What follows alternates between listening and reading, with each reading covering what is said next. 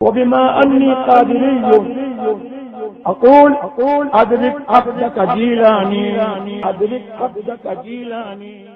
وعلیکم السلام ورحمۃ اللہ. ان کا سوال ہے، زید کہتا ہے حضرت امیر معاویہ ایک عام صحابی ہے اور ہر بار امیر معاویہ کو لا کر سنیوں کو بدنام کیوں کرتے ہو؟ کیا زید کا اس طرح کہنا صحیح ہے؟ اگر نہیں تو صحیح کیا ہے، رہنمائی فرمائیں.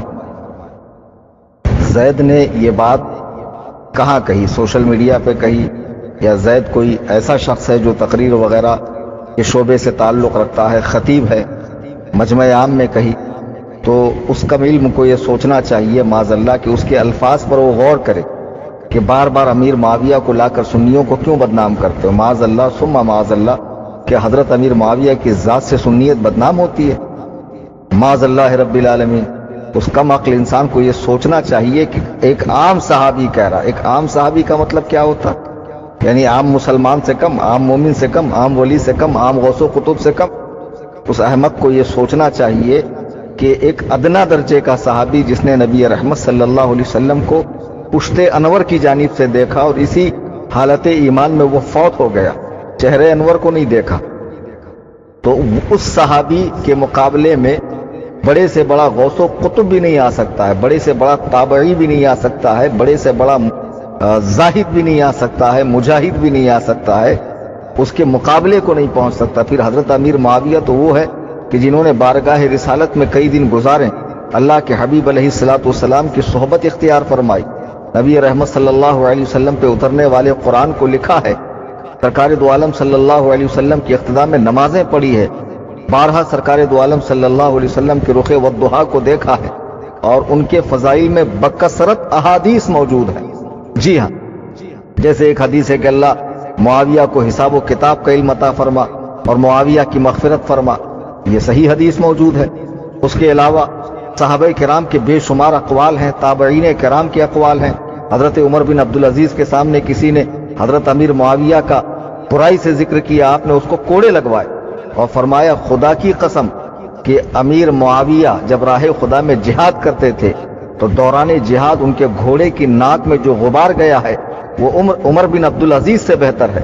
اللہ اکبر کبیرہ کہ جن کو خلیفہ راشد کہا گیا ہے، عمر ثانی کہا گیا ہے، وہ عمر بن عبدالعزیز رضی اللہ تعالیٰ فرما رہے ہیں کہ امیر معاویہ کے گھوڑے کے ناک کا غبار عمر بن عبدالعزیز سے بہتر ہے.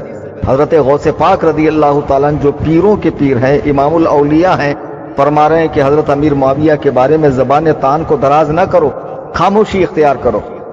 حضرت مجدد الفسانی شیخ احمد سرہندی رحمۃ اللہ علیہ فرماتے ہیں میں نے خواب میں دیکھا اللہ کے حبیب اور حضرت ابو بکر و عمر بیٹھے ہوئے اور ایک مکان میں حضرت علی اور حضرت معاویہ رضی اللہ تعالیٰ عنہ ہیں.